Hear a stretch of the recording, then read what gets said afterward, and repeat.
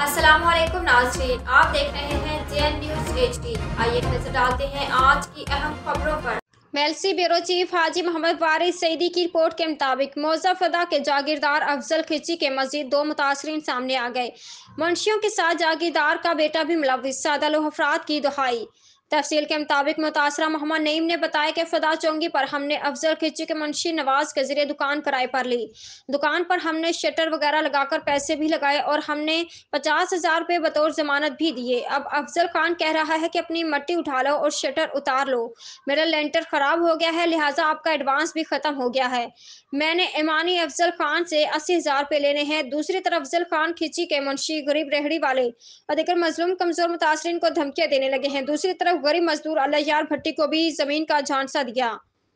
मुंशी नवाज, मुंशी अकरम, मुंशी अहमद यार और दीगर टाउट नाम नेहाद प्रॉपर्टी डीलर्स धमकियां देकर मुतासरीन को हरासा कर रहे हैं, सब इंसाफ की अपील कर रहे हैं।